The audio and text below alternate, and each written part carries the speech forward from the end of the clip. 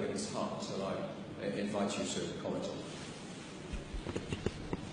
that. Every religion has perverts and psychopaths who try to hijack it. ISIS is as much Islamic as the KKK is Christian. Don't they have a cross? Don't they do everything in the name of religion and Christ? Don't they believe that Christ compels them to lynch and kill people of African descent?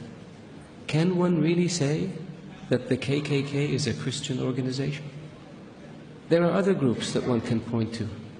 There are other massacres that were committed in the name of keeping certain countries or regions clear of non-Christians. There are people like this also in the Jewish faith that have nothing to do with Judaism. There are people like this in the Hindu faith that have nothing to do with Hinduism. For anyone to argue that Daesh is Islamic is preposterous. In the Islamic faith, the Quran reveals that you have your faith and I have my faith. And you're free to practice your faith and I'm free to practice mine.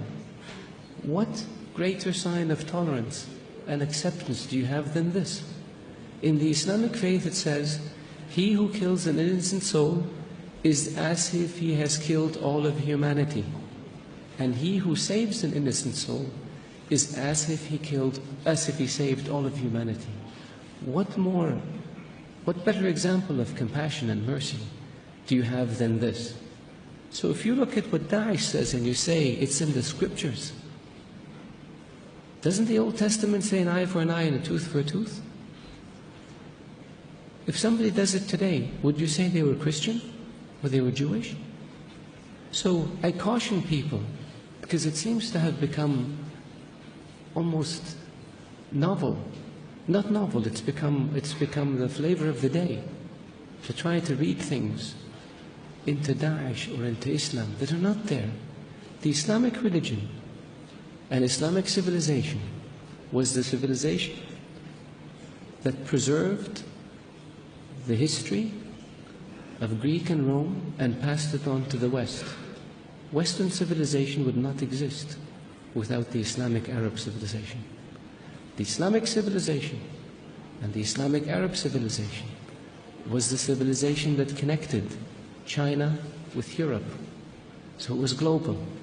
The point I made early on about being an intermediate civilization, this is what I mean. So if Islam was intolerant and Daesh represented Islam, would Islam have preserved Aristotle and Socrates and passed it on to the West? Would Islam have connected Eastern civilization with Western civilization? Of course not. So I urge you, all of you, to be careful when it comes to making generalizations or to accepting generalizations that have no basis in fact. Thank you. Thank you, Mr. Mitchell. Final question, is that Anne-Marie Slaughter? It is. Good. Anne-Marie Slaughter, the President and CEO of New America. Hi, Anne. Thank you very much for addressing the issue of women in your country. I think you are right to see that this is an increasing issue for many in the world, that it should be addressed openly.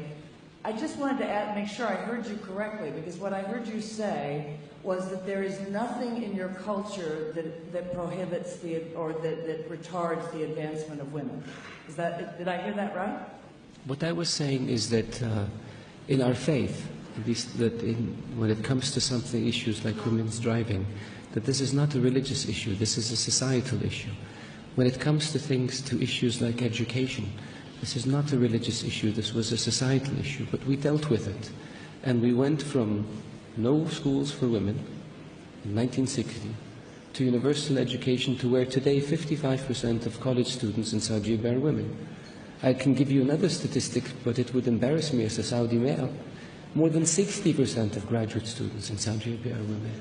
Some of our top doctors and engineers and lawyers and business people are women. So the opportunities are there. It's not, the issue is one that is evolving, just like it is evolving in other countries. America, one of the world's great democracies, gained its independence, my mathematics is not very good, 220 years ago? 1776, 250 years ago almost? It took 100 years before women were given the right to vote. It took another 100 years before a woman was elected Speaker of the House. I'm not saying give us 200 years. I'm just saying be patient. And when it comes to societal change, in every society, people tend to look at where they are now, and they think everybody should be with us.